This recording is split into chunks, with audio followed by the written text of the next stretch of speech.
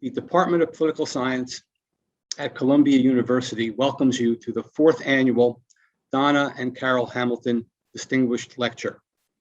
The co-sponsors of this event include the Program on Urban and Social Policy at the School of International and Public Affairs, SIPA, at Columbia University. Also, the Columbia University Institute for Social and Economic Research and Policy, ISERP, Columbia's Global Centers, and the Academy of Political Science. We're honored to have a very distinguished set of panelists today, including, most importantly, our keynote speaker, Secretary JEH Johnson. JEH Johnson is a trustee of Columbia University. He is also a partner in the law firm of Paul, Weiss, Rifkind, Wharton, and Garrison, LLP. And he's, as you all probably know, he's the former Secretary of Homeland Security from 2013 to 2017, and former General Counsel of the Department of Defense, 2009 to 2012. Secretary Johnson is the 2018 recipient of the Ronald Reagan Peace Through Strength Award presented at the Reagan Presidential Library for, and I quote, contributing greatly to the defense of our nation and guiding us through turbulent times with courage and wisdom. We're also privileged to have a distinguished set of other panelists. Richard Brufault is the Joseph P. Chamberlain Professor of Legislation at Columbia Law School. His research, writing, and teaching focuses on state and local government law. The news media often turn to him for analysis of issues central to democracy and the political process, such as campaign finance reform, government ethics, gerrymandering, and most important of all for this session, fair elections. Our other distinguished panelist is Professor Esther Fuchs, who's a professor of international and public affairs and political science, and is the director of the Urban and Social Policy Program at Columbia University's School of International and Public Affairs. She served as special advisor to the mayor for governance and strategy planning under New York City Mayor Michael Bloomberg from 2001 to 2005. Professor Fuchs also serves as director of who'sontheballot.org, an online voter engagement initiative for New York City. I'm Robert Shapiro, serving as moderator. I'm a professor of political science and international and public affairs at Columbia University, and I'm also the president of the Academy of Political Science. And my co-moderator is Dr. Wilmot James. Dr. James is senior research scholar at the Institute for Social and Economic Research and Policy at Columbia. He's a former South African member of parliament. He also serves as a senior biosecurity consultant to the Washington, D.C. based Nuclear Threat Initiative, and was recently appointed to the G7 Global Partnerships South Africa Signature Initiative on biosecurity. And I want to now turn the proceedings over to Dr. James. Thank you very much to Professor Shapiro for his generous introductions. It's my great privilege and honor to make some introductory remarks about the Dona and Carol Hamilton Distinguished Lecture Series. This series was established by Professor Charles Hamilton, and as you can see, I'm sitting next to him at his home in New Jersey presently, and it is a great honor for me to make these introductory remarks in his company. So the Dona and Carol Hamilton Distinguished Lecture Series is an annual event that is hosted by the Department of Political Science to honor the life of Dr. Hamilton's late wife, Dona, and his daughter, Carol, who tragically died in a plane crash in the Balkans with Ron Brown, to whom she was his press secretary. Dr. Hamilton has funded the annual lecture in honor of Dona and Carol Hamilton. And the ethos of this lecture is to have distinguished speakers, such as we have today, Secretary JEH Johnson, address compelling topics on justice and fairness in our contemporary world. Dr. Hamilton has a history of a distinguished history in the area of scholarship that deals with inequality, and deals with issues to do with minority rights. But he also has a history as an activist in those areas. And so he often talks about himself as somebody who's both a scholar and an activist in his history. And it is with great pleasure that I share these remarks with you. And so with that, we would now like to listen to Secretary JEH Johnson. Good afternoon. I'm pleased and honored to deliver this Dona and Carol Hamilton lecture. I knew both of them. To me, the Hamiltons are like family. Charles and Dona are and were the same age as my parents. Carol and I were about the same age before she died in 1996. I was with Charles and Dona, the sad moment when an Air Force officer came to their home to explain the cause of the plane crash that killed both Carol and Commerce Secretary Ron Brown. Dona was like a gracious aunt, married to a scholar and an author, and a scholar and an author in her own right. I'm honored to be associated with anything with the name Hamilton on it. My respect for Charles V. Hamilton is bone deep. We all know that Professor Hamilton is one of the foremost political scientists in our country. Columbia knows Professor Hamilton as a longtime faculty member. The joke around the Columbia campus and the Columbia community is that Barack Obama avoided Professor Hamilton's classes because he was such a tough grader. But the professor, as I affectionately refer to Chuck, is much more than that. Through his co-authorship of the seminal 1967 book, Black Power, with Stokely Carmichael, Professor Hamilton wrote the words that defined a movement. Professor Hamilton was and is a forward-thinking man with views that were radical then and conventional and widely accepted now. It was he and Stokely Carmichael that first coined the phrase we hear often today, institutional racism.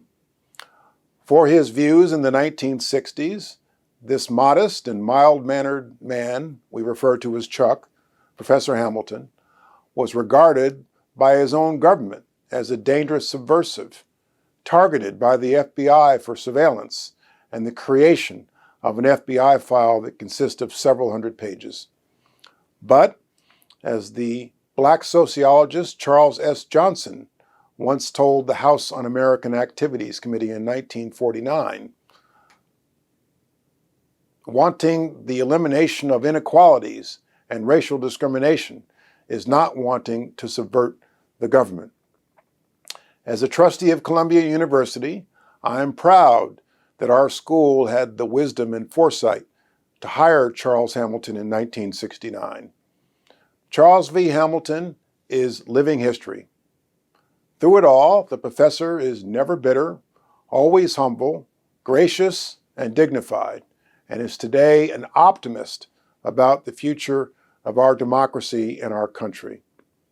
As a reflection of Professor Hamilton's humility, this lecture is named for his late wife and his late daughter, and not for him.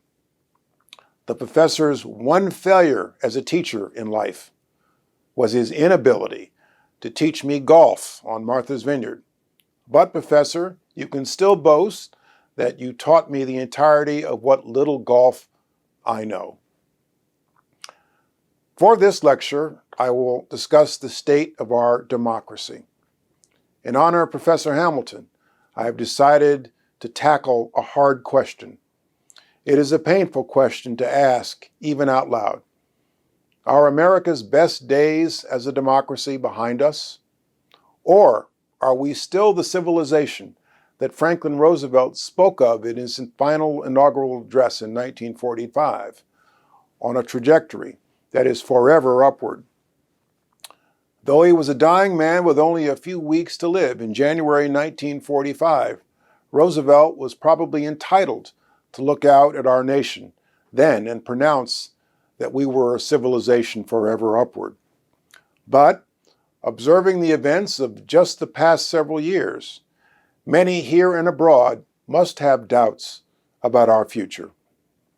In 5 days, Charles Hamilton will be 93 years old. Look at all that has occurred within the arc of his life, which has encompassed 16 presidents, more than a third of the total, from Herbert Hoover to Joe Biden. Born in Muskogee, Oklahoma, Charles Hamilton lived under Jim Crow. He suffered through the Great Depression. In the aftermath of Pearl Harbor and a long period of isolationism, he then saw our nation mobilize, defeat the Nazis in Europe and the Japanese in the Pacific, and lead a new world order. In the 1950s and 60s, Charles Hamilton saw the protest and saw our nation eliminate Jim Crow. He saw and heard a Southern president embrace the words, "We shall overcome," and push through the Congress a Civil Rights Act and a voting rights law. Charles Hamilton saw and heard John F. Kennedy challenge our nation to go to the moon, and we did. Charles Hamilton saw the United States become the envy of the planet and the beacon of freedom and hope throughout our world. We proudly proclaimed we were a nation of immigrants. In 2008, we advanced to an even more perfect union with something that happened in our democracy that Charles Hamilton did not expect to see in his lifetime, and I did not expect to see in my lifetime. 69 million American voters, the largest single popular vote then on record, elected this nation's first black president. But along the way, something else was stirring. There were cross currents underneath the surface of the water. Through the Vietnam War, Americans learned that their leaders were capable of tragic mistakes. Through Watergate and the Pentagon Papers, Americans learned that their leaders were capable of lying to them. The once industrial heartland of our country became a Rust Belt. Many Americans, white and black, were left behind by an evolving economy. The so-called middle class has been replaced by a class that struggles to survive week to week on a paycheck. They came to believe that their government does not work for them, caters to special interest, and has left them behind. Many Americans today are afraid, resentful, bitter, cynical, suspicious, and look for scapegoats among people culturally and racially different from themselves. Social media, for all its strengths, its virtues, has enabled much of this. As a young man, Charles Hamilton got his news and information from conventional select news sources, the local newspaper, the local radio station, Cronkite, Huntley, Brinkley, or Severide, with journalistic standards. Now, a large segment of Americans, maybe even half by some accounts, get their so-called news and information from online sources, many of which have few barriers for entry or standards for exit. Propaganda masquerading as news that do no more than reflect our own biases, prejudices, and fears. In this environment, Americans have become more polarized. A recent poll from a firm called PRRI suggests that a full 15% of Americans, 15%, 1 in 6, subscribe to the QAnon theory that the government, the media, and the financial worlds are controlled by a group of Satan-worshiping pedophiles.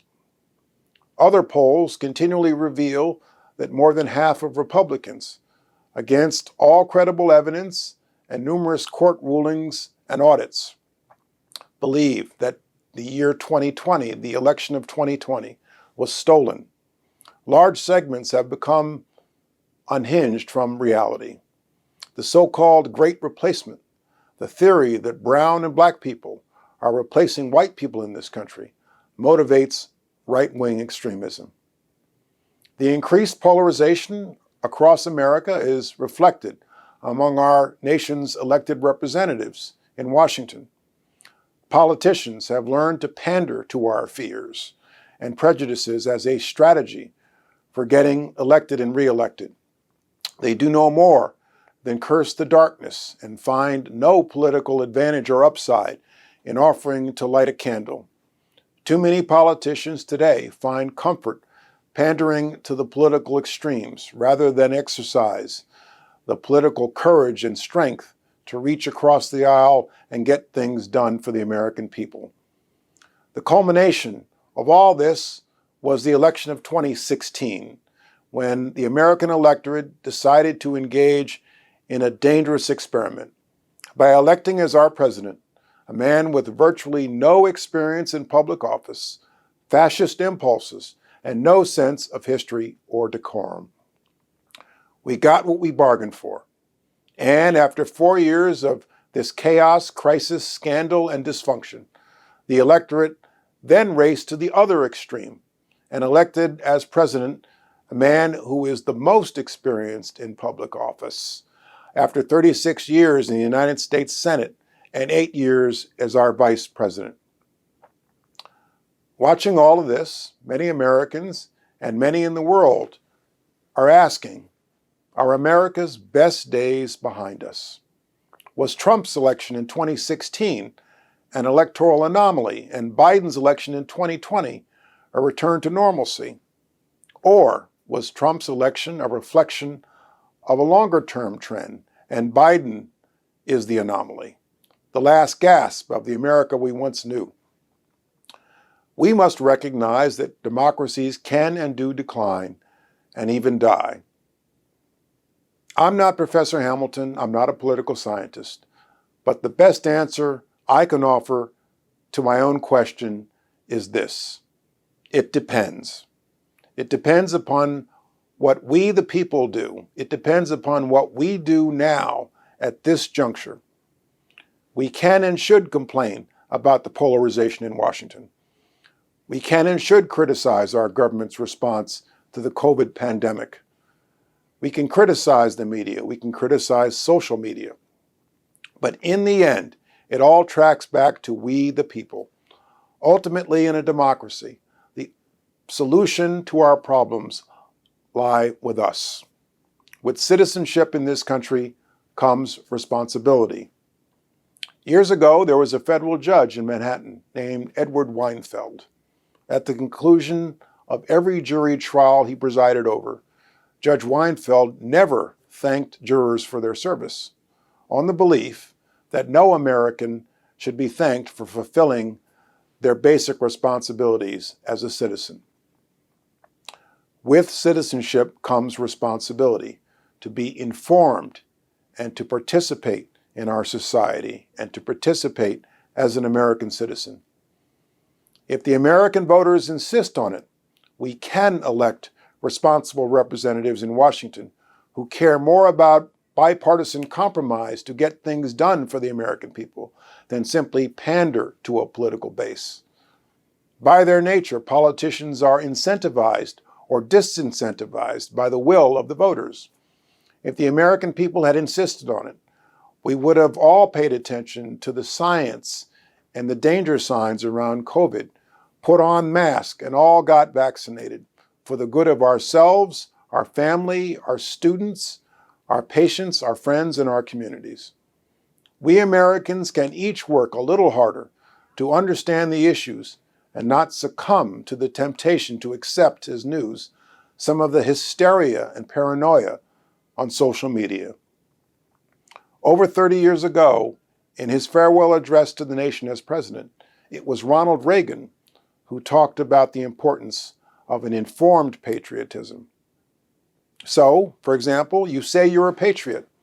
Do you really understand the country to which you have pledged this patriotism? We are a nation built on diversity. Unlike other societies and other nations, there is no one race of American people. As Reagan himself said, you can go to China and never be Chinese. You can go to France and never be French. But from whatever place you come from on this planet, you can immigrate to America and become an American. On the occasions when America is at its greatest throughout the chapters of our history, are when Americans put self aside and unite for a common cause. We're at a pivotal moment right now. Some might despair, but despite all he has seen and experienced in his 93 years of life, I know that Charles Hamilton remains an optimist about our future. In these remarks, I have also referred to another Charles, the sociologist Charles S. Johnson, a man Charles Hamilton has studied. Like Charles Hamilton, Charles Johnson was an optimist. Charles Johnson lived his entire life in the Jim Crow South and never lived to see a single civil rights law pass our Congress. Despite that, 1 month before he died in 1956, Charles Johnson said this to the New York Times about the plight of civil rights in the South. Quote, "It is expected that Negro Southerners, as a result of their limited status in the racial system, would be bitter or hostile, or patient or indifferent. Bitterness grows out of hopelessness, and there is no sense of hopelessness in this situation, however menacing and humiliating it may be at times. Faith in the ultimate strength of the democratic philosophy and code of the nation as a whole has always been stronger than the impulse to despair." End quote. Charles S. Johnson happens to have been my grandfather, and this level of optimism about our country is in my own DNA, and I know it's in Professor Hamilton's. I hope you feel the same way about our country. Thank you for listening. Thank you, Secretary Johnson, for your very thoughtful remarks. I'm sure members of the audience also have their equally thoughtful questions that they want to ask. Members of the audience with questions should please use the Q&A function on the Zoom screen to ask your questions, and I will be moderating the questions. Next, we have our first panelist, Richard Brufault, for his comments. Professor Brufault. Great, thank you. Thank you very much, Bob. I am, I guess, doubly honored to be invited to participate in this program, which recognizes the achievements of one of Columbia's and America's greatest political scientists, Charles Hamilton, and also to be on the same virtual podium as one of America's most outstanding public servants, J. Charles Johnson. So thank you very much for having me today. Secretary Johnson's Hamilton lecture asks the question, the American democracy, are our best days behind us? And he gives the disquieting and disquietingly accurate answer, it depends. Like Benjamin Franklin, who upon exiting the Constitutional Convention in 1787 was asked what kind of government had the delegates created, and who replied, a republic if you can keep it. Secretary Johnson tells us we have a democracy, but only if we as citizens and voters can keep it. And this, as he emphasizes, depends upon we, the people, and what we do now at this juncture. In my brief remarks today, I want to focus on one specific thing that we have to do now at this juncture to protect our democracy, and that is to protect our system of election administration, which is under siege. Democracy depends on elections. There can be no democracy without free and fair contested elections. Elections, in turn, require a trustworthy, fair, and objective system that makes it possible to have all qualified voters vote, to have their ballots counted accurately, and to be able to announce a true and honest result. In one of his final acts as Secretary of Homeland Security in January 2017, under Secretary Johnson's wise leadership, the Department of Homeland Security designated our elections infrastructure, our elections administrative system, a component of US critical infrastructure, whose, quote, incapacity or destruction would have a debilitating impact on security, national economic security, national public health, or safety. And that's absolutely right. At that time, the main threat to our elections infrastructure consisted of hackers and cyber attacks from abroad, foreign governments and their agents. While that threat surely remains, today the enemy is in the building. Today the greater danger comes from within, from partisans and ideologues and interest groups dedicated to delegitimizing our electoral system in the eyes of the public, attacking the results, and replacing administrators who have shown dedication to doing their jobs with those committed to carrying out a partisan agenda. The 2020 election was a surprising and extraordinary success. And I'm not referring to the outcome. To the extent that the success of the election provides some basis for the optimism that's in Secretary Johnson's comments, which were not purely negative, to the extent that there is basis for hope about our democracy. The 2020 election provides evidence for it.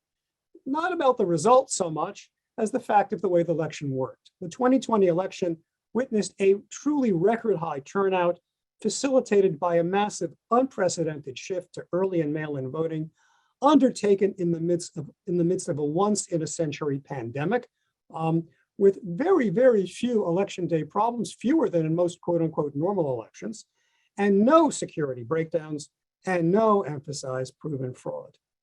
This could not have happened without the work of thousands of state and local election officials who adapted to the extraordinary circumstances of 2020 by finding new ways and places to vote, addressing the public health concerns posed by voting in traditional polling places, making mail-in voting accessible to tens of millions of people who had never used it before and really didn't have the first idea of how to use it, and recruiting hundreds of thousands of new and younger poll workers to replace the older poll workers, many of whom quit because of the risk from the coronavirus. Our elections administrators showed their mettle again after Election Day, when they resisted pressures, many of them, often from members of their own party, to refuse to accept the outcome or to manipulate the results. And what has been their reward?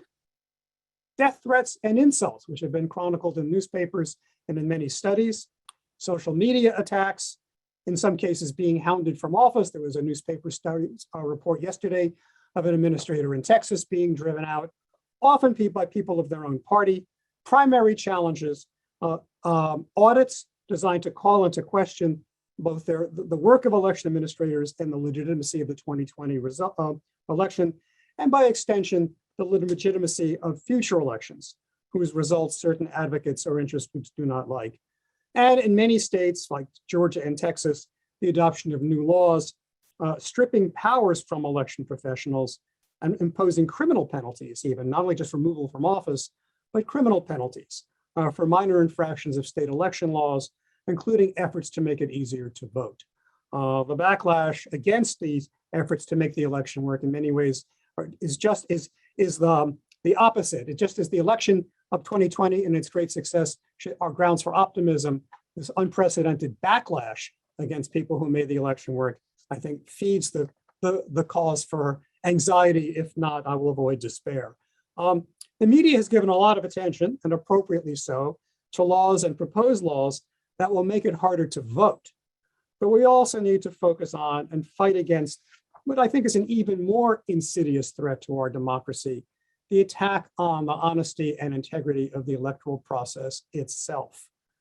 I don't mean to over-valorize or over-glamorize our current system of election administration.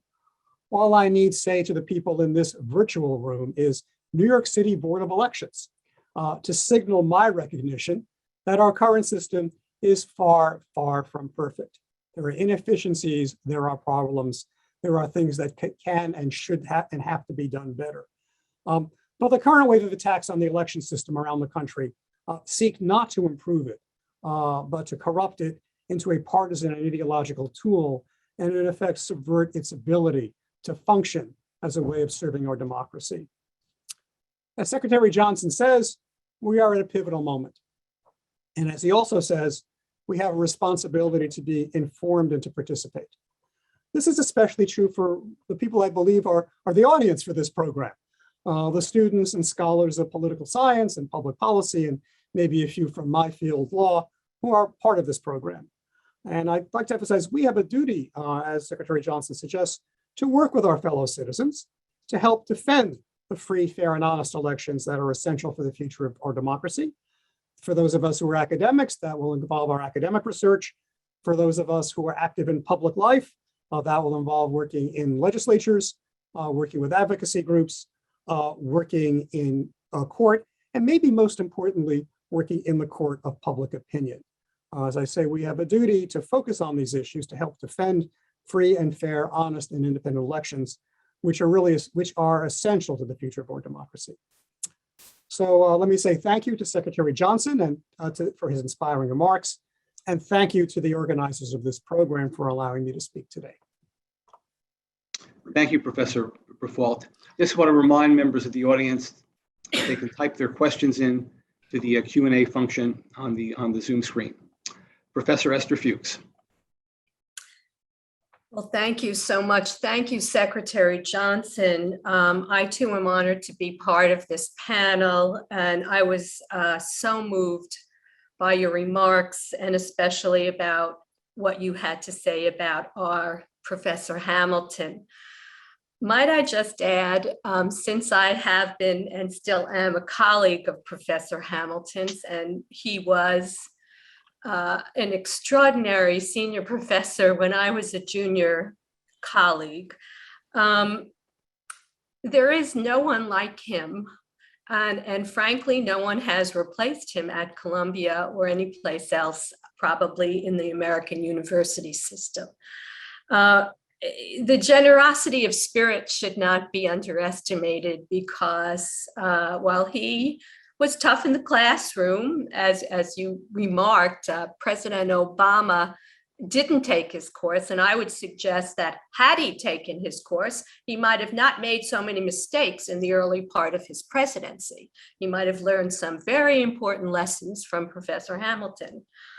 But he wasn't the only one who missed out. Others may have, but we all continue to benefit from his generosity and his brilliance. And while everyone knows about his book, Black Power, he obviously wrote many, many other books and articles. As I thought about Secretary Johnson's insightful and inspirational remarks, I also thought about how they connected to two of Professor Hamilton's brilliant writings, not just Black Power, but a textbook on American government. Yes, a textbook on American government was written by Professor Charles Hamilton, and an article he wrote about the Harlem political machine and New York City politics. He won't be surprised that I'll mention this, Needed More Foxes. And these two works, I think, reflect Professor Hamilton's belief in the power of American political institutions. And that's what I want to focus my remarks on a little bit this afternoon. This provides some insight into the challenges of American democracy, the challenges that we're currently facing and that Secretary Johnson outlined. And I think it's at the heart of Secretary Johnson's talk about his remarks that specifically say Americans have become more polarized, and identifying this polarization as the greatest threat to our democracy. So I'll be back to this point in a minute about the connection between Secretary Johnson's remarks and Professor Hamilton's work. None of us can dispute the urgency of the threat to our democracy. And our national institutions are fundamentally broken and susceptible to manipulation by the minority political party wanting to retain power. The brilliance of the American two-party system, when we compare it to the European parliamentary systems, is that we have a model of umbrella parties. The umbrella parties were designed to moderate political discourse, to moderate public opinion, and the need to attract enough supporters during elections is critical to the way our party system works. You can't win elections without creating that coalition during the campaign. And this approach to creating a majority coalition during elections essentially has been subverted now by other political institutions, by the Electoral College, by our approach to gerrymandering districts, by the state legislatures and their efforts at voter suppression, by essentially a perversion of federalism and by partisan appointments to the courts. What's happened to our political institutions is now they're all working together, in a sense, to produce majority rule, as a minority rule, excuse me, as opposed to majority rule. Nothing could be more destructive, in my view, to democratic legitimacy than the active subversion of the will of the majority. And it seems as a consequence, every democratic institution of governance has been broken. So without sounding melodramatic here, I know everybody in this room understands and agrees with Secretary Johnson that the solutions to the problem are with we the people. But the Republicans have targeted many of the people who constitute we the people in an effort to essentially eliminate them from our political process, suppress their voice in a sense, and make it difficult for very specific people in this country, specifically Black and other minorities, to exercise their constitutional rights to vote. And as Richard suggested, it goes beyond that in the attack on American political institutions. And so now we've been essentially forced into a defensive posture about how we, the people, essentially can take back our democratic institutions of government. So is there any cause for optimism? Because while I think the solution is in we the people, it seems quite complex and difficult at this time to figure out how we might act to take back these institutions of governance. So I would suggest that Professor Hamilton provides part of the solution for us in both of these texts that I mentioned. In his Government 101 class and in his textbook, but also in his wonderful piece called Needed More Foxes. So the two things that link this together are a belief that political activism at the local level must be connected to what people actually need in order to encourage them to vote. So the first piece of the puzzle, the first piece of getting us back on track is definitely to linking political activism to voting. And I think what Professor Hamilton showed us with looking at Raymond Jones and the Harlem Fox is that these political leaders of the old style machines actually understood what people wanted and what were the incentives to get them out to vote. And this is something that's been lost by our political parties now. While we need to have people who believe that voting is part of their responsibility, we also know that people do not vote when they can't see the linkages between voting and what they need and what their communities need and their daily lives. So while we're not going to bring back the political machine and all its dysfunctions, I think the concept of how we mobilize folks in cities and connect them back to the political process lies in this idea to educate the public and help them understand what voting actually has to do with their everyday life. And the other piece of that, of course, is political mobilization. The person that I think Professor Hamilton has the most in common with now on the political stage is Stacey Abrams, and he'll tell us if I'm wrong. Stacey Abrams created an alternative political organization to mobilize people to vote. It's been extremely effective. And obviously it's connected to the Democratic Party, but it has also worked on the ground to ensure that when people engage politically, they understand that you can't stop without voting. And part of what was very important about the protests around the killing of George Floyd were these NGOs, these community-based organizations that started to register people to vote and link people back to the voting process, and explained that the change that people needed and wanted could only happen if people actually vote. So I think that fundamentally, the political institutions which are broken will only be changed if we start to understand better how to engage the public in a way that actually reflects what they need and what they want. Unfortunately, this has been the brilliance of the Trump presidency and his election campaigns in the past. He's peeled off important constituencies in the Democratic Party majority coalition and convinced them that the Republicans could better represent their interests. And I wouldn't minimize that part of his ability to mobilize people who are not just his, what I would say, dysfunctional base. So if we could join Stacey Abrams with Professor Hamilton in our efforts to regenerate voting and also better understand the linkages between this and institution change, we could get the kinds of outcomes we need to produce the majority coalition that we actually need to change these larger problems in our political institutions.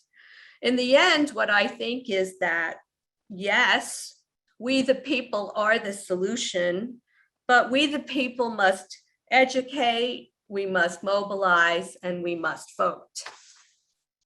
Thank you. Thank you, Professor Fuchs.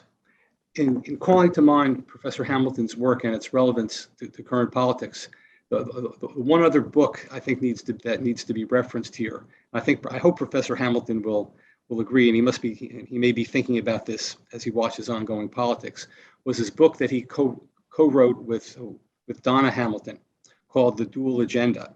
And the dual agenda had to do with the policy objectives of the civil rights organizations. And they were dual. One were civil rights issues, and the other had to do with their economic interests and needs and the economic programs.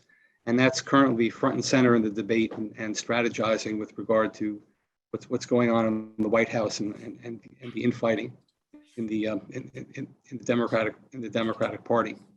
What I'd like to do is give the panelists a chance to talk to each other a little bit. If Richard has anything to say about what Esther said and the reverse, and if Wilmot would like to join as well. We seem to have lost Secretary Johnson for the moment, and we have questions that are geared toward him. Comments? All I can say is I couldn't agree more with what Esther says about the importance of both local organization and organization that, at least in the first instance, focuses on people's everyday lives, people's daily needs, the organizations that people help persuade people that the organization and government will work for them. And I think that it's we have too much of our, at the highest level of government, has been detached from people in their daily lives. And I think in some ways it is, also in Esther's comments was just the critical importance of local government. In doing that, people do feel more connected, and that does become a basis for organizing and a basis for getting people involved in public life and, giving a rebirth to institutions. My work on election administration was quite striking. It's just how much this was being done at the local level, and how when you do get activist administrators who are really dedicated to serving their constituents in places like Maricopa County in Arizona or Harris County in Texas, you get some remarkable results in terms of really getting people voting. Part of it is the inspiration that Esther talks about. Some of it is simply just making government work in ways that make it accessible and useful. In many ways, I think Esther's point is, right, that the key to democracy is making people feel democracy is meaningful for them. And you need local organization for that. Yeah, thanks, Richard. I wanted to also say that I couldn't agree with you more as well about the administration of the electoral apparatus, because when you look at Trump's rhetoric, his first attack was on the administration of the elections. And so it's again linking that to the public piece, as Secretary Johnson said, because as long as people believe the election could be subverted and is not legitimate, which was the rhetoric and the message, that message resonates and Trump can win. And so the importance of the integrity of the election apparatus that you discussed is sort of key to responding to that kind of messaging. So I really agree with what you said. I think it's really important. And just wanted to add one point quickly. I see Secretary Johnson is back. All of the dysfunctional institutions that we've all three spoken about that have subverted our political system can't really be changed in fundamental ways without, increasing turnout among the folks who want to make these changes. So, we're never gonna be able to get rid of the Electoral College if we don't increase turnout in very specific parts of the country, and we're never gonna get nonpartisan districting if we don't take back state houses again. I mean, we were all asleep at the wheel in the Democratic Party, at least, while the Republicans took over all these state houses and now take over the districting process. And the same thing, of course, holds for even appointments to the courts. So it all does come back to what Secretary Johnson said, which is we, the people, must fix it. If I may. Yes, Wilmot. Bob. So I've been working with Charles Hamilton in areas involving South Africa and also other countries. We co-edited a book comparing South Africa, Brazil, and the US. The book was called Beyond Racism, which, as you can hear, was a real aspirational text that we published turn of the century. But one of the things that occupied our attention was how political systems encourage or discourage individuals with democratic instincts to drive countries in a democratic direction. And of course, we thought of referencing Nelson Mandela as one, but also a long list of American presidents and also some Brazilian presidents. So Henry Kissinger once said that do not design political systems for great men or women, because in every generation you have to find one. And so the point about that, the beauty of that quote is that political systems are one thing, and they should be designed to optimize the reaching of democratic values. But they are essentially loose set of institutions, and that leaders breathe a democratic oxygen into it. And so Nelson Mandela breathed a democratic oxygen into South Africa's political systems. And so did Jack Kennedy, and so did the list of other American presidents. So that's the one implication, is to have a pipeline of leaders with the right kinds of instincts and the right kinds of commitments to values. But the other implication of that is that political institutions, democratic ones, are imperfect, and they have to be constantly reformed. So you mentioned the electoral system, which is right. But there are other areas of reform that's required. In Congress, how does it make decisions? Do the rules actually allow for decisions to be taken, or are we going to look at a kind of paralysis in terms of decision making? What about the justice system? What about the Supreme Court? What about the systems optimal functionality. And so the question is, what is the reform agenda for America? How do you make an imperfect system slightly more perfect? It will always be not perfect optimally. So that's the question. And it's a question I like to pose to Secretary Johnson as well. What is the political agenda for reforming the system above and beyond the proper management of an electoral system? I'm back. Can everybody hear me? Yes. Yes. Sorry, I have internet connectivity issues here in my home. I went through a fire drill, tried 5 different things, and now I'm on my iPhone in my backyard. So I was determined to get back into the conversation. I'm going to tell you a little story. Summer of 1977, what is that, 44 years ago? I was a Capitol Hill intern working for my local congressman, terrific man named Hamilton Fish, Republican moderate, who represented the Hudson Valley in New York State.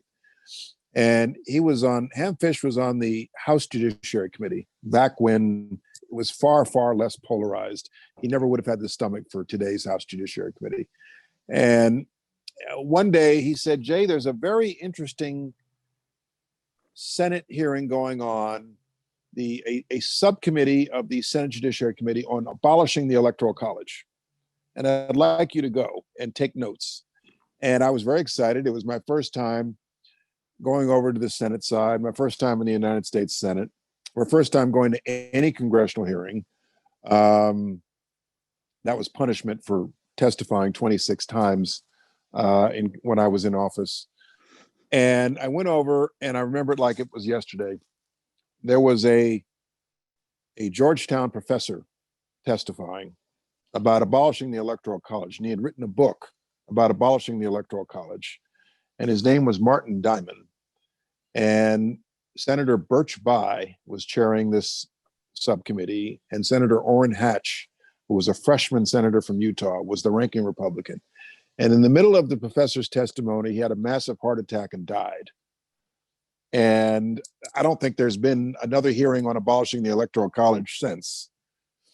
Think about it, the reality is when it comes to political reform, there are too many entrenched interests that are dedicated to protecting their entrenched interest, which is why when it comes to wholesale political reform, various constitutional amendments, how we vote and the like, it's a long, long, hard struggle, which is why I keep coming back to how critical it is for the voters to begin to disincentivize and incentivize certain behavior in our elected representatives in Washington. If we incentivized more behavior like those trying to broker a deal on an infrastructure bill or broker a deal on Build Back Better versus just standing on the political extreme and playing to your own base, we'd get somewhere. And so when I was in Washington as secretary, I had to work as a Democrat. I had to work with the Republican Congress repeatedly to get stuff done. It was not going to serve anyone's Homeland Security interest if all I did was scream from the extremes and get nothing done. And so politics, in my view, is an instrument toward an ends. It's not the ends in and of itself. And I believe that the voters need to incentivize that behavior. You know, every time somebody stands for re-election, ask them, what have you got done? What have you actually done? As opposed to what your positions are on a pocket card. What have you actually done for us to get stuff done? And I think that's how they should be graded. Over. Thank you. Wilmot, did you have any further follow-up on that? No, I'm happy with that question. I mean, we can further discuss the Electoral College, which certainly for an outsider looking in it's an extraordinary anomaly that you can win the national vote and not become president, you know. And how you fix that is something that we should remind ourselves of constantly. Think about, Wilmot, think about how differently the candidates would campaign if they had to campaign for the popular vote as opposed to campaigning to win Ohio, Florida, Pennsylvania, Michigan, and Wisconsin only, and all the rest of us are irrelevant. Exactly. Right. I want to turn to the questions. There was a question from someone in our audience about the likelihood of doing away with the Electoral College, and obviously it's a kind of a structural problem. Although there is a piece of legislation making its rounds in the states for the state legislatures to determine that they would allocate their electors to the candidate who wins the majority of the popular vote, which takes some coordination and counting issues. But even there, the entrenched interests seem to be pretty strong. Okay, so we have a lot of questions, as you might imagine. We have two kinds: pointed political ones, and then we have thematic ones that touch on aspects of Secretary Johnson's lecture. And I want to give priority to that. So here's the first one. Secretary Johnson has reminded that vital functions of citizenship are to be informed and to participate. Enlightened participation is critical to sustaining our increasingly multicultural democracy. Here it comes. How effective are the media in contributing to this process now as we move toward a new demographic reality? Is there more that our traditional media should be doing to inform patriotism, as urged by Ronald Reagan? Now, here Secretary Johnson has his perspective comes from the vantage point of being a person in office, as Esther Fuchs also had that vantage point when she was in City Hall. So Secretary Johnson. Yeah. So the first thing I think of when I hear that question, the most favorite thing I did in office as Secretary of Homeland Security, and there weren't a whole lot of fun things in that job, was to naturalize new citizens. And these are citizens by choice. And to get to that point where you're taking the oath of citizenship, you have to jump through a lot of hoops. You have to do a lot of things, including taking it, passing a test, learning our Constitution, learning separation of powers, learning the difference between the US Senate and the US House. And every time I'd hear about this test, I think, gee, it would be great if our presidential candidates had to take the same test. And, or just, basic citizenry. I think when it comes to media, as was noted, voter participation now is at its highest levels. 155 million people voted in the last election. I tend to believe a lot of that has to do with social media, because more Americans are enabled to pay closer attention to who's running, what the issues are, and the like. However, I tend to believe that social media informs people only on a superficial level with news alerts and the like. And it tends to be very biased in what is presented to each of us that consume it. I think whether it's social media, whether it's traditional media, whether it's cable, whether it's PBS, Judy Woodruff, if more Americans took the time to go beyond the headline, to go beyond the first paragraph, and work a little harder to think about the issues, we'd all be better off, because we'd all be making more informed choices. And, there are precious few places now where one can go to get that kind of information and to get that kind of, to enable that kind of thinking and scrutiny. Cable news does have a point of view, very definitely. A lot of it is editorialized. Social media presents you things that the algorithms tend to believe you want to see. So this is the challenge. But in general, I believe that the more informed we are as an electorate, the better, smarter choices we make. Bob, can I add to that Yes, just please. for a moment? Yes. It's, yeah, your experience is certainly helpful in this context, I think. And well, my experience was in city government, but Bob and I have been engaged in a lot of research around voter information and what mobilizes people to vote. And Bob's done work on the role of media, so he can talk about that too. But it's very clear to me, and part of the reason I created 15 years ago, I created this website called Who's on the Ballot, which is only for New York City voters, but it does do national elections, is people cannot get through the morass of what is out there, even when they want to. So it's very difficult, and this is New York, obviously. It's just difficult to find nonpartisan information on elections that people trust anymore. So to the extent that we can offer this may be a very important role for the university to take. I mean, we used to have in New York the so-called good government organizations like Citizens Union and Common Cause. We still have them, but their role was to partly to provide this nonpartisan information. They haven't really gotten deeply, Richard can tell you, we're both on the board of Citizens Union. They haven't gotten deeply into the 21st century when it comes to figuring out how to inform the public. So I really do think that this is going to get worse over time, and that the siloing of the media and people's choosing those silos for information has become an increasing problem.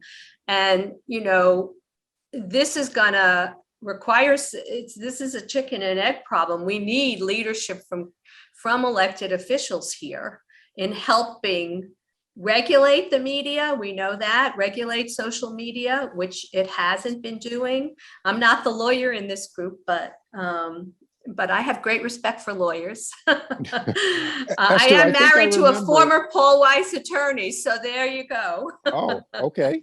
Esther, I think I remember the pamphlet you're talking about, if it's the same one. I remember when I lived in New York City, I used to get this thing in the mail that had who's running, and there'd be like a paragraph on what their stance on the issues is, which, you know, when you get down to like civil court judge is pretty important, because, you know, for most things on the ballot, most voters won't have a clue except party affiliation.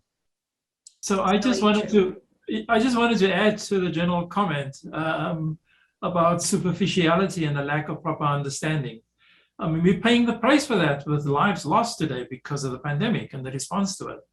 And it's we cannot emphasize enough Jay's point that cultivating a public understanding of the issues is fundamentally important, and getting beyond superficiality, getting beyond the news headlines.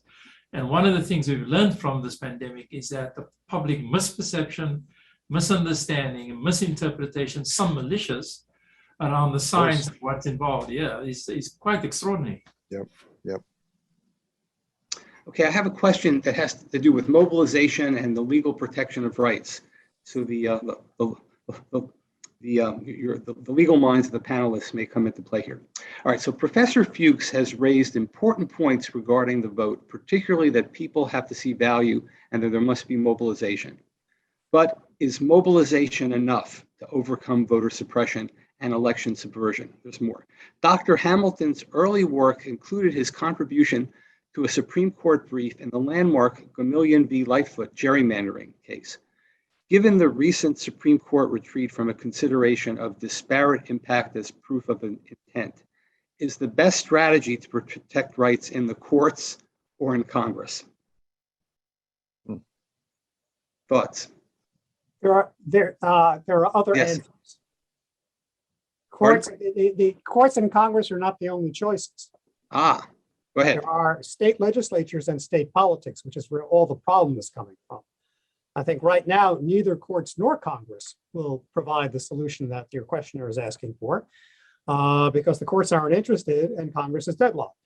So I think it's ESTER's answer, which is mobilization, but at the state and local level to change the composition of state legislatures, which is possible. I mean, it's the Stacey Abrams example. because I don't think we can look to either courts or Congress on this right now. At least not as we're looking at them right now. Maybe there'll be some modest things from Congress, but I think ultimately the answer is politics. Let me say a word about the courts. In general, I think the courts have behaved objectively and have actually risen above politics. If you take the most recent round of attempts to set aside the results of the 2020 election, the judges, Republican and Democratic, weren't buying it. And so I think if we want to look for a ray of sunshine here, I think our courts, for the most part, have withstood a lot of the political pressure and have come out the right way in a lot of these ridiculous challenges, state by state.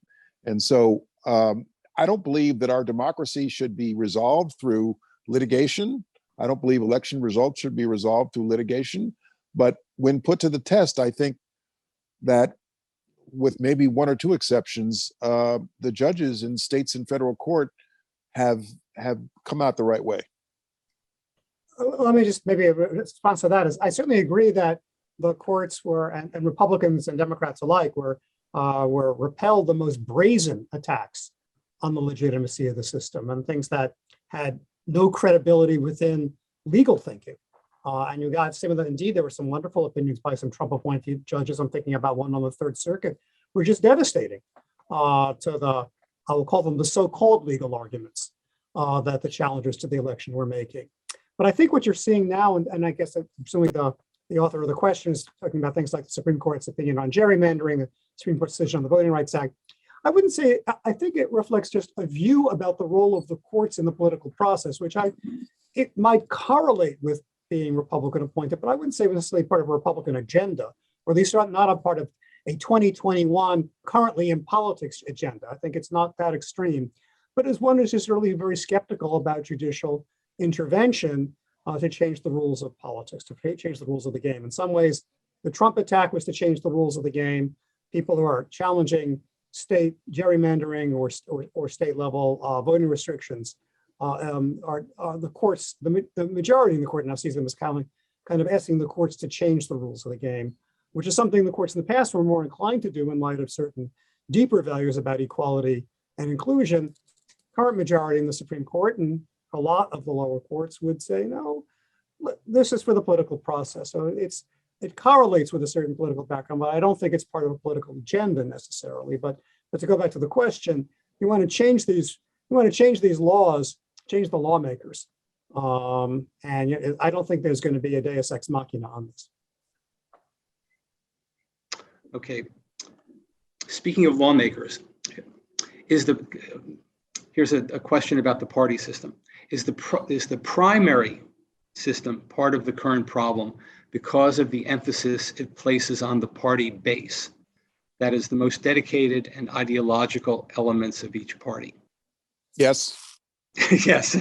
Yeah, and it's kind of ironic because the democratization of the nominating process, at least in the presidential races, it was designed, this was after the McGovern reforms, was designed to give people more of a say in the nominating process, to make it more democratic. And in effect, what Secretary Johnson just said, yes, is exactly right in my view too, because of course it's given disproportionate influence at this point to, at least in the Democratic Party, to smaller states, to more rural states before they even get to the more urban states and the more diverse populations. Generally, the nomination is locked in and it's over. So this needs to be fixed also. I heard a former member of Congress tell me yesterday that of the 435 congressional districts in the country, there are maybe 20 to 25 that are truly in play, Democrat versus Republican, 20 to 25 out of 435. And the rest of them all live scared to death of a primary challenge from their right or their left. If you're a Republican, you're worried, and you start behaving a little, like a moderate, you're worried about a challenge from the far right. If you're a Democrat and you start behaving like a moderate, you start cooperating with Republicans, you're seen shaking a Republican's hand on the House floor, then you're worried about a challenge on your left. And that's what they all live in fear of. I've heard members of Congress, Republicans and Democrats, say that time and time again. And that's what is incentivizing a lot of the behavior we see now in Washington. Of course, that's partly a consequence of the fact that in primaries, the turnouts are so low. So that, and of course, the extreme members of the party are more likely to turn out. So you're certainly right about that. And that is another thing that needs to be fixed. And that's actually fixable. Yeah, what do my co-panelists think about so-called top two systems, or maybe top four, where you have instead of using party primaries to narrow the range of choices in the general election, which is one of their functions, you have a wide open election, and some places use top two. I guess Alaska now uses top four, and you then have the second round, which could be, I guess one consequence in places like California, sometimes the top two could be two Democrats or conceivably two Republicans, but that would be as a way of addressing the extremism within the party, some version of, just have one open primary where everybody interested in the office runs, and then you have a runoff between the top two. Yeah, I love that. And of course, we tried to get that in New York City and through a proposition, and it failed because the parties hate that. So that's a hard reform to get because of the party stranglehold. But I think top two, I wouldn't even go top four, top two, and then a general election where two face off. Incidentally, the party people in New York City will tell you that the reason special elections are held on these really odd, obscure dates is so they know that the lower the turnout, they thought, anyway, the conventional wisdom was the lower the turnout, the more the incumbent has a chance to prevail because all they got to do is get their people out. And, Joe Crawley found out differently when AOC came on and, got her people out. So you ask the question, why is this special election being held on April 16th, as opposed to an election when there are a lot of people on the ballot at once? Because very often the entrenched interests don't want high voter turnout. And I think that still holds true despite the AOC upset of Crowley, who deserved to be upset. I don't know if it was by her, but he had other problems, like he didn't even live in his district and he never showed up for anything. I knew he was going to lose when my doorman told me he was going to lose because he didn't show up at the LGBTQ parade, Crowley. So minimally, you have to show up in politics, as we know. So I think you're right. I think your original point is still correct, that they are against it because they've got their predictable vote. Yeah, Professor Fuchs, we got ranked choice voting instead of the top two or top four. The top two or top four, the evidence is still open with regard to whether it moderates politics. But what it does do, it does potentially give candidates a fighting chance with regard to being worried about being primaried. Okay, I've got a different question. Now, this is a good question for the former General Counsel of the Department of Defense. Okay, Here goes. I guess that would be me. Okay, hang on. Does the recent case of General Milley raise the question of the role of the military? So we're shifting gears a little bit here. Okay, so yes, that's a good question. Let's first of all have a clear understanding of what the chairman of the Joint Chiefs does. The chairman of the Joint Chiefs doesn't command anything except maybe his own joint staff in the Pentagon on the second floor. And I think he has some oversight role of the National Defense University, but that's it. He is not a combatant commander. He's not in the military chain of command. He can't order somebody to drop a bomb. He is, for the most part, an advisor to the president and the Secretary of Defense, the National Command Authority, and the cabinet. the chairman of the Joint Chiefs and the Joint Staff are also responsible for being the communications conduit between the National Command Authority, the President, the Secretary of Defense, and the field, and the commanders in the field. They're the ones that transmit the orders. And so General Milley found himself in office during extraordinary times. I can't tell you that if I had been chairman of the Joint Chiefs at that moment, I would have done anything differently. I probably would have done the same thing, which was to let the commanders in the field know, hey, there's a convention, there's a protocol for a president passing down orders, and we need to follow it. What a chairman of the Joint Chiefs or Secretary of Defense or anybody else can't say constitutionally is don't follow this order from the president unless you know I concur. Because no one in the chain of command constitutionally can be a veto over the commander in chief. So what Milley was really trying to say, and I don't know about, I can't speak to this conversation he had with his Chinese counterpart, but what he was really trying to say to the command center, to the people in the field, was if you get a crazy order from Donald Trump, let's widen the aperture so that we all know what's going on. You bring the lawyers in, like the General Counsel of the Department of Defense, to make sure that this is not a crazy idea. Ultimately, the Department of Defense has to follow the president's orders. Apparently, the Secretary of Defense and chairman all recommended that he keep 2,500 in place in Afghanistan. And the president said, no, I'm not doing that. So, okay, yes, sir, you're the boss. So they all left. Milley, I can't say I would have done anything differently had I been in his shoes. And I suspect most former chairmen would say the same thing.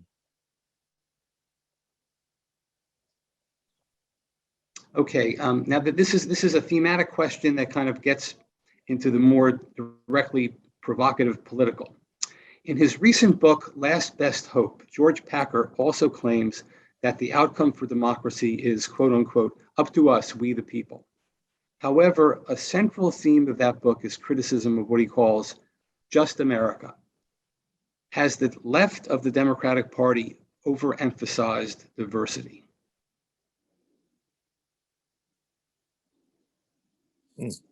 Well, here's what I think is the mistake. The mistake that too many of us in the Democratic Party make is to view people by demographic, is to believe that there's a woman's vote, a Black vote, an Hispanic vote. And therefore, we will only talk to Hispanic people about immigration. Therefore, we will only talk to Black people about the issues we think they care about. Therefore, we'll only talk to women about women's issues. And these large voting blocks are not a monolith.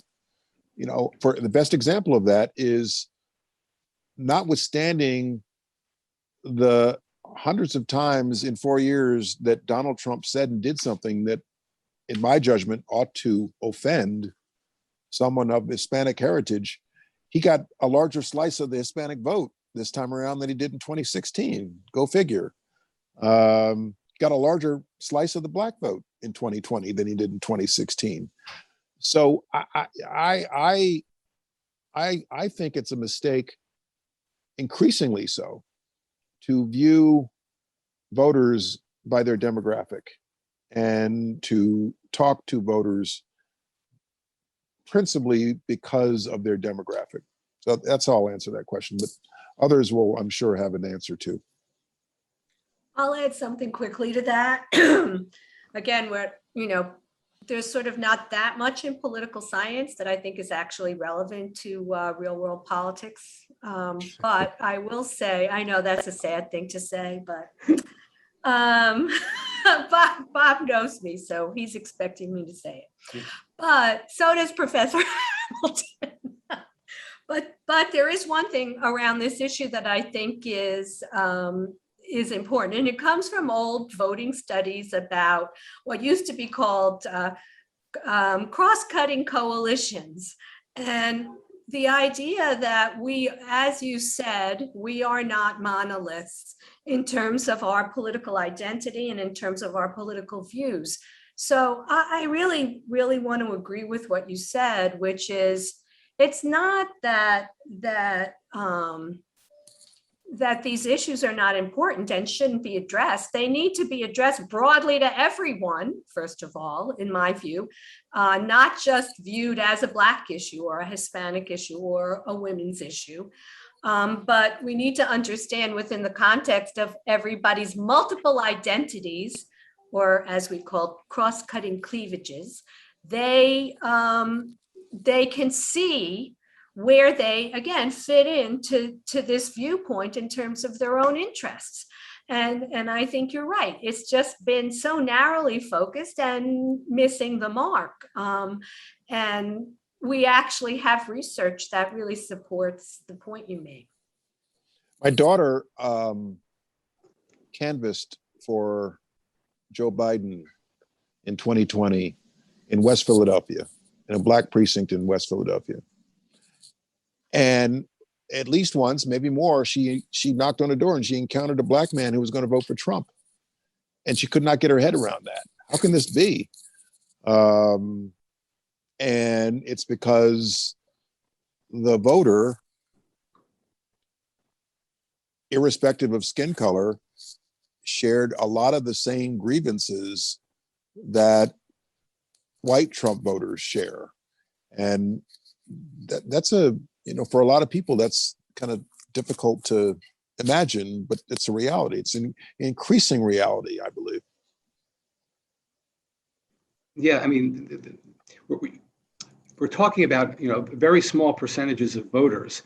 And what these voters seem to have in common that switched over is these were working class voters for whom, the Trump themes and arguments had some resonance for the reasons that your daughter discovered. But the striking thing about the election was Biden was able to win because he was able to pick off additional suburban white voters to offset that, despite the fact that the Republicans substantially expanded their base in that election in 2020 in ways that were completely surprising. All right, so I've got one final question that I think speaks to the interests of all the panelists, and it has to do with the "We the People" theme. And the way I'm interpreting the question, there's "We the People of the United States," and this goes back to the founding as well. We the people of the states. So here's the question, and this is a question that comes from the astute insight, I think, of an outsider. So the question is not from the United States. Is it fair to talk of USA democracy as a monolithic existence while states have their separate constitutions? And I'll throw in people. And she asked this as an outsider. What are your thoughts? And this speaks to a lot of things that I think all three panelists can say something about. I'm not sure I fully understand the question. I'm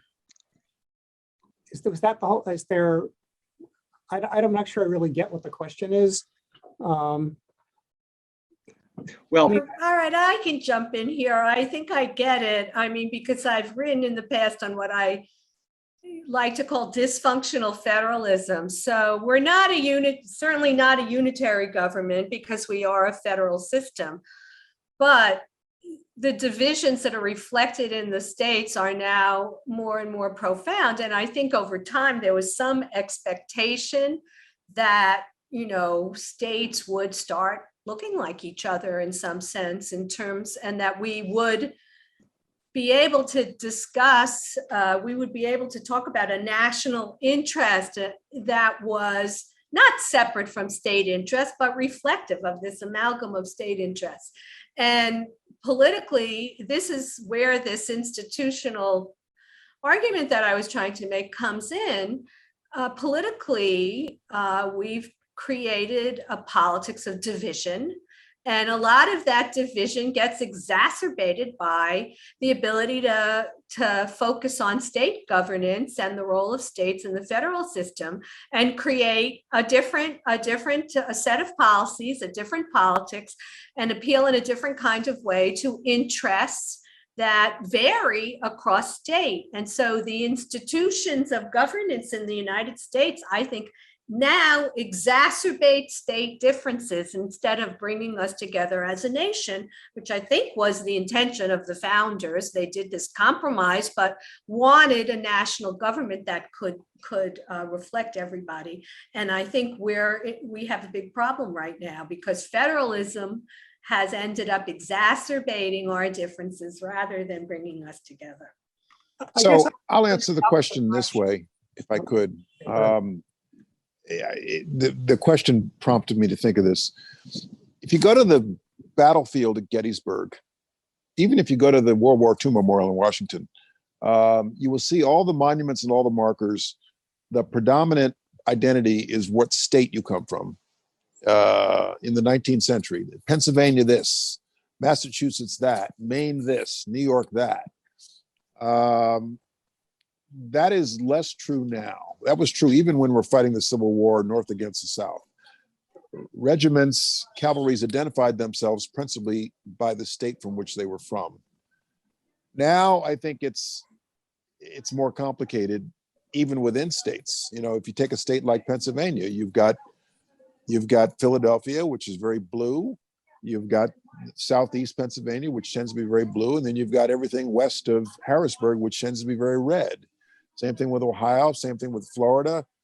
We are more polarized, as the question implies, but not so much by state. I would say what's happened is, I would take Esther's point and reverse it. What's happened is that the states have been taken over by national politics. And so Yes, there's always been divisions among the states. I don't think that there's, I mean, the Civil War is the ultimate example, but even in the 20th century, the rural South, the industrial North, the West, we had everything was sort of, there were huge regional, the industrial Midwest, huge regional stereotypes and big differences among the states. What you're really now, we're getting the red states and the blue states, and maybe some purple states in between. And so in any ways, what you're really seeing is that the states become, half the states or a third of the states become the government in exile. When a Democrat is in power in Washington, Texas leads the government in exile in challenging everything with a little help from a bunch of other southern and western states. When a Republican is president, California, maybe with a little help from New York, leads the attack. And there have been an incredible number of lawsuits in the Supreme Court in the last several years with the caption California versus Texas or Texas versus California, depending on which presidential program is being challenged. All, as the Secretary knows, all the immigration cases look like California versus Texas or Texas versus California. The attacks on Obamacare, the attacks on the Clean Air Plan, they're all setting up as states versus states. One set of states embraces the national administration, the other attacks it. And it flips depending on, in some ways, this I think goes back to the Bush years, maybe to the Clinton years. We begin to see this, the states are almost like iron filings magnetized. And so if the original question was, the national government is not a monolith, anybody who looks at Washington today knows that. States obviously are not either, but in some sense, the sense of wild diversity among the states has begun to reduce to more like, at least in terms of a lot of politics, sort of two or three major camps that are out there, which parallel or overlap with the divisions in national politics. And my point would be that even within states, you have, I was just in Atlanta, Georgia this past weekend. Fulton County, Georgia is like 80% Democratic. It's as deep blue as Essex County, New Jersey. And so even within states, you've got red, blue, purple regions. So another way of just addressing that question is to, as an outsider, ask whether we're looking at the beginning of the breakup of the union itself, because are the seeds being laid for that, given the way in which this federation came together, and where there is a strong sense of the national interest only insofar really in terms of defense. But in terms of achieving domestic objectives, it's a very weak sense of the national interest. And so Jay spoke about the end of a particular direction in American history. We're also looking at, given the current level of polarization and fracturing, the seeds being laid for the actual breakup of the Union. Something we can say. We're too intertwined geographically to make that happen. It's not And north versus economically. south, east versus west. They Right. depend upon us too much for tax dollars, let's face it. They can't, it's And- like Staten Island trying to secede from New York. And I think the earlier point about I mean, it's a little bit lower now, the American mobility, but there's traditionally been very high mobility. And actually, if you think about most of our recent presidents, we think of Biden is from Delaware, but he's originally from Pennsylvania. Trump arguably he's from New York, but now he's in Florida. Obama was born in Hawaii, but elected from Illinois. We have particularly in the modern era, at least the first George Bush, I think, was born in Connecticut, but elected in Texas. There's a lot of mobility in our politics. It may very well be that, and indeed you see the culture is changing. California has become not the Orange County, I mean, to use regions, Orange County, California today is not the Orange County of the Nixon and Reagan era.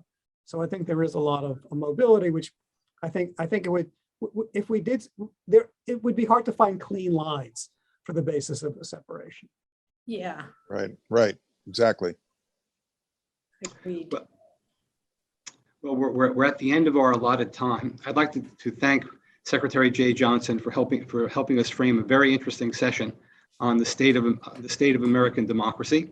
I would like to a quick thank you to Mariana Palumbo and Lauren Kando for helping us orchestrate the session. And I'd once again like to thank our panelists, Jay Johnson, Richard Brufault, Esther Fuchs, Wilmot James, and also Professor Charles V. Hamilton, who has taken in this excellent discussion. And last of all, I want to thank the audience for joining us for the fourth Dona and Carol Hamilton Distinguished Lecture. Thank you all.